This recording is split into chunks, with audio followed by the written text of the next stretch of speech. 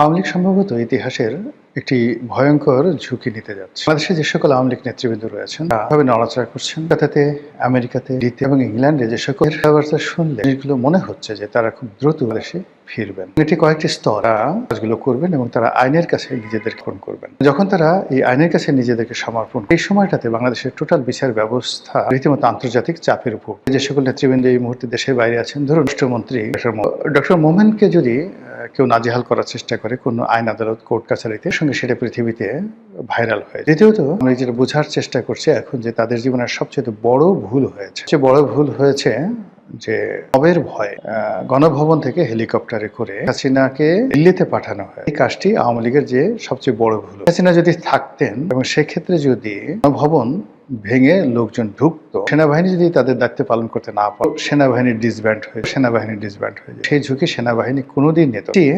শ্রীলঙ্কা একটা উদ্ভূত পরিস্থিতি বাংলাদেশের মধ্যে ঘটছে। রাজাপাকসে সেনাবাহিনী হেলিকপ্টারে করে এদের একটা বেজে নিয়ে গেছে। তো নিজেদের একটা বেজে নিয়ে গেছে এবং সেখানে তারা কিছুদিন ছিল। সেখান থেকে তারা আবার নির্দিষ্ট সময় সে ধরুন ডক্টর শিরিন শারমিন চৌধুরী, রহিম তো এখনো পর্যন্ত সেই সেনাবাহিনীর তত্ত্বাবধানে আছে। তো শেখ হাসিনা থাকতে শব্দ করতে পারত।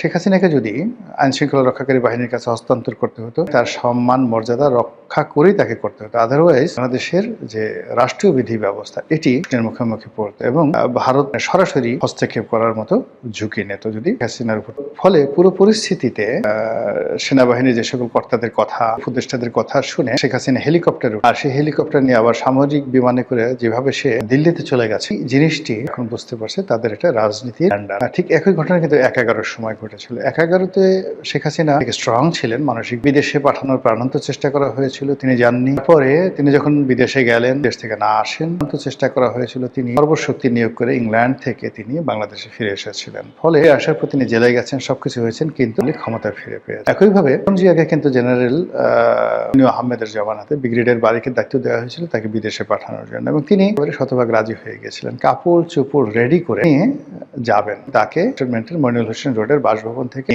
তারপরে শেষে বিমানবন্দরে পৌঁছে দেবেন ব্রিগেডিয়ার বাড়ি। এই কথাগুলো আমার বলা না, ব্রিগেডিয়ার বাড়ির টেলিভিশন টক শোতে তিনি এই কথাগুলো বলেছেন প্রকাশ্যে। বেগম জিয়া যাবেন ঠিক এই সময়টাতে পাগলা মেজর আছেন একটা, মেজর আক্তার, বিএনপি থেকে বহিষ্কৃত, জামাতে গেছে। আজকে বিএনপি যে ক্ষমতা, কিন্তু সেই মেজর আক্তারের মানে সময় হয় কি, আমরা সবসময় তেলবাজ দেখে পছন্দ, যে হুজুর হুজুর করে তাকে খুব পছন্দ, কিন্তু আমার সঙ্গে যে বেয়াদবি করে কখনো কখনো তার কারণে যে আমার জীবন বাঁচে। আজকে তারেক রহমান সাহেব ক্ষমতায়, প্রধানমন্ত্রী, যদি সেই দিন মেজর আক্তার এই ভূমিকাটা না নিতে, তাহলে তারেক রহমান সাহেবের আসা হতো না, আর জিয়ারও বাংলাদেশে আসা হতো। জীবন তাদেরকে লন্ডন আমেরিকায় থাকে। কথা মানে মেজর আক্তার বলেনি, মানে আক্তার সাহেব আমাকে বলেছে, বাট আমি যখন এটা ব্রিগেডিয়ার বাড়ির মুখ থেকে শুনছি যে টেলিভিশন, তিনি বলেছেন যে রওনা করলাম জিয়া কাপড় চোপড় করা, সে তারেক রহমান সাহেব এই ঘটনা জানেন। মেজর আক্তার ঢুকেছেন সেখানে হন্তদন্ত, ঢুকে তিনি এই অবস্থা দেখে তিনি অবাক হয়ে গেছেন। তিনি ম্যাডামকে বললেন যে ম্যাডাম, শুরু করছেন আপনি যদি চলে যান রাজনীতি থেকে বাংলাদেশে আসতে পারবেন, বিএনপি থাকবে, বিএনপির কোনো লোক আর জীবনে কখনো অর্গানাইজ হতে থাকবে, আপনি যেতে পারবেন না, মরে গেলেও যেতে পারবেন, আমার লাশের উপর দিয়ে যেতে। ডায়ালগ, আমার লাশের উপর দিয়ে যেতে। একটা ভালো